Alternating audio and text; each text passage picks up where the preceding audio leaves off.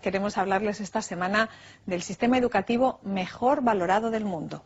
Un equipo de los reporteros ha estado en Finlandia, interesándose por las particularidades de ese modelo en el que apenas existe el fracaso escolar ni la enseñanza privada. Los alumnos finlandeses tienen un nivel académico envidiable, y eso que empiezan a leer y escribir a los 7 años. Y los profesores son muy respetados allí y considerados. Para hacer esa carrera necesitan notas tan altas como la que piden aquí, por ejemplo, para estudiar medicina. ¿Podríamos en España aplicar ese sistema educativo? Vamos a verlo. Joalín y María Elena tienen 7 años. Estudian en la escuela pública de Capula, en Helsinki. Ellas y sus 4 compañeros son los primeros alumnos de un programa bilingüe que ha comenzado este curso. Pues cogemos nuestros lápices y empezamos a dibujar. Un profesor nativo les imparte la mitad de las asignaturas en español. Después se unirán al resto de su clase para seguir aprendiendo en finlandés. Se creó para las familias internacionales que viven en otros países, para que los inmigrantes tienen posibilidad de estudiar en su lengua materna una parte y aprender al mismo tiempo finlandés, y también para el futuro, porque dentro de algunos años Finlandia va a necesitar inmigrantes para trabajar aquí. El número de inmigrantes es aún pequeño en las aulas finlandesas si lo comparamos con nuestro país. Los idiomas, sin embargo, son muy importantes en el programa de estudios. Estos niños, a lo largo de su etapa escolar, aprenderán también sueco, la segunda lengua oficial del país, e inglés. Después de cada clase siempre hay un rato de recreo. Cuando suena el timbre, los niños salen al patio, no importan las condiciones climáticas. El sistema de los patios, que hacen 45 minutos de clase y 15 minutos al patio, y así los niños están mucho más relajados y atentos, porque tienen que estar 45 minutos concentrados y luego tienen 15 minutos de libertad. En España, cuando los tienes 2 o 3 horas sentados escuchándote, al final no te escuchan, no te prestan atención porque no pueden estar tanto rato concentrados. Son algunas de las peculiaridades de un sistema educativo que ha convertido a Finlandia en referente internacional por el nivel académico de sus estudiantes. Solo existen 27 colegios privados en todo el país, una cifra que no llega a representar ni el 1% del total de centros escolares. Y todos, públicos y privados, son gratuitos. Así evitan la marginación y las diferencias sociales. La escuela es uno de los pilares del estado del bienestar finlandés. Pues yo creo que las claves del éxito, de ese éxito relativo, tenemos que decirlo, es que es una enseñanza mucho más democrática en muchos otros países, y eso también se debe a la evolución de toda la sociedad finlandesa.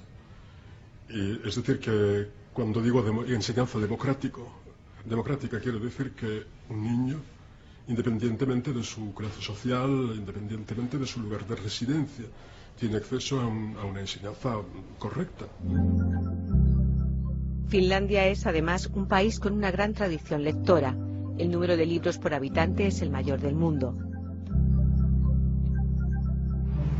Hace casi un siglo que consiguieron erradicar el analfabetismo y, al margen de los cambios de gobierno, mantienen el mismo sistema educativo desde los años 70. A más de 4.000 kilómetros de distancia, no solo el clima y las costumbres son distintos. En educación hay otro dato que marca la diferencia. En España, casi 30 de cada 100 alumnos no termina la educación obligatoria, mientras que en Finlandia el fracaso escolar no llega al 1%.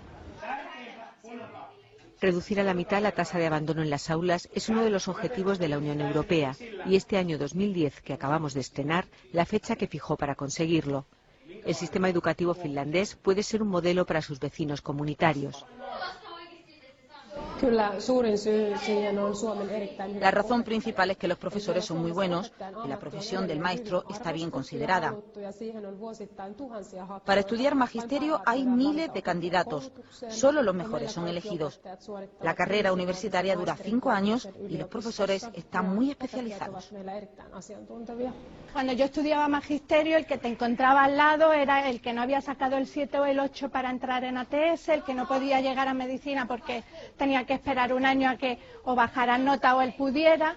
Entonces en magisterio estaban todos los que no podían haber llegado a otras facultades y los que verdaderamente queríamos. Entonces ahí se notaba un poquito que la falta de vocación existe. Y es lo malo. En los finlandeses, como pasan tantísimos filtros, al final el que llega es el que verdaderamente quiere y está preparado. Una parte fundamental en la formación es la práctica. En todo el país existen centros dependientes de la universidad como la Escuela Viking. A pesar de sus modernas instalaciones, tiene 140 años de historia. Aquí los futuros docentes, durante un periodo de 6 meses, tienen su primer contacto con las aulas, siempre bajo la tutela de un profesor con experiencia. Los finlandeses, que suelen comer en 15 minutos o menos, no pueden comprender que en España una comida dure 1 hora o 1 hora y media. En Finlandia no existe ese sistema de oposiciones como en España. Entonces, bueno, con que tengas la carrera y el CAP cursados, pues ya está. Y te pueden contratar en un colegio o un instituto público y puedes empezar a dar clase. El otoño en Finlandia no es muy agradable y sin embargo la naturaleza es muy bonita. Preparamos las clases nosotros y luego tenemos una profesora que nos guía, que es la profesora de español de este instituto, y pues siempre tenemos que enseñar los planes de clase a ella de antemano para que lo revise y luego damos la clase nosotros. Ahora se pone la teoría en práctica y pueden trabajar con alumnos. Es una situación más o menos normal que van a enfrentar en la escuela, en su trabajo después. Y aquí, como yo estoy aquí, puedo decir o tengo que decir lo que no está muy bien y lo que pueden mejorar quizás en su enseñanza. Una enseñanza que intenta evitar que ningún alumno se quede atrás. En los colegios finlandeses apenas hay repetidores. Lo que funciona muy bien son las clases de apoyo. Cuando tienes un alumno que se te queda detrás, viene un profesor y te ayuda en clase. Entonces ese niño recibe unas clases más adaptadas a él, no se queda detrás y tú puedes seguir siempre con el ritmo de la clase. Además, en Finlandia hay muchas veces ayudantes. Tienes un ayudante en clase y no tienes tú que estar solo con 30 niños, sino que tienes otra persona y puedes dividir la clase en 2 grupos y entonces funciona mucho mejor. Este es un aula de educación especial de inglés. Es para los alumnos que tienen dificultades en un aula corriente. Se enseña la misma materia que en una clase normal, pero en un grupo más pequeño. También a veces se adelanta la materia de la semana próxima como preparación. Son muchas las veces que los alumnos tienen problemas con el idioma finés, su lengua materna, dislexia, por ejemplo. Cuando hay dislexia, muchas veces también hay problemas para aprender el inglés. En nuestro país el planteamiento es similar, pero no siempre funciona en la práctica. La profesora de apoyo, la que ayuda, no puede estar en distintos sitios a la vez, o ayudando a la que está ahora de baja, o a la que ahora se ha puesto enferma y tiene que ir a recoger a su hijo. Ella tiene su función y ahí tiene que haber otro personal que haga esta suplencia, no sé. Y en los colegios españoles yo estoy harta de escuchar, no, es que como falta ya una semana, su hijo no ha recibido apoyo, pero vamos a ver, mi hijo necesita apoyo, no es que sea simplemente un juego, es que lo necesita. Entonces esas cosas no creo que en un colegio finlandés no pasa. En esta clase los niños están rellenando una encuesta y en esa encuesta tienen que responder cómo es el ambiente en su aula y es como una herramienta del profesor para que él pueda detectar si hay problemas de acoso, si hay problemas sociales. Y tienen preguntas como ¿hay alguien que manda siempre? ¿Con quién juegas? Y cómo te sientes. El profesor les explica cómo tienen que responder la encuesta y les aconseja que lo hagan pensando de verdad lo que sienten y no en lo que creen que a él le gustaría leer. En todos los colegios, los profesores cuentan con el apoyo de psicólogos y trabajadores sociales. En la práctica, lo que hago, por ejemplo, es buscar soluciones a situaciones de acoso o dificultades en la familia de un alumno. También decido si hay dificultades psíquicas, por ejemplo, angustia o depresión.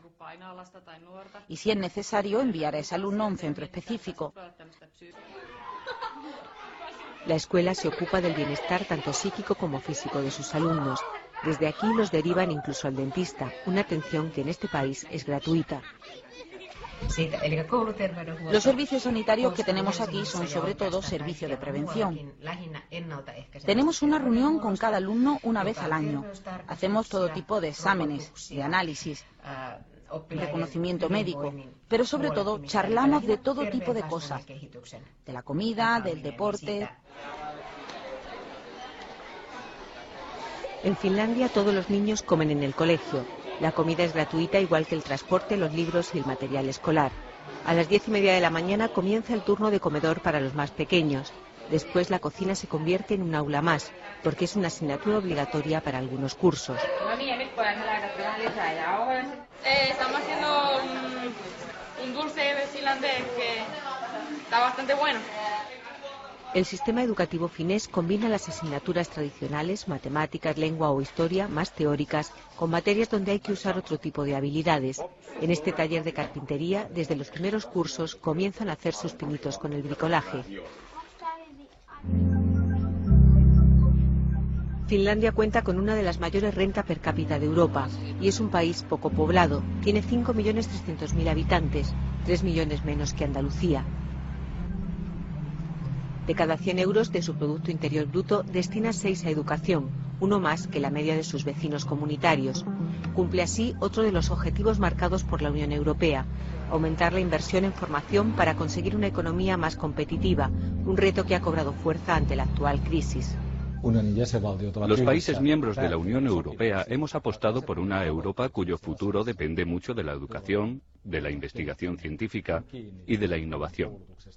Porque estamos construyendo una sociedad de información y también una economía de información. Hace 2 décadas que los finlandeses dieron ese paso. Un ejemplo es Nokia.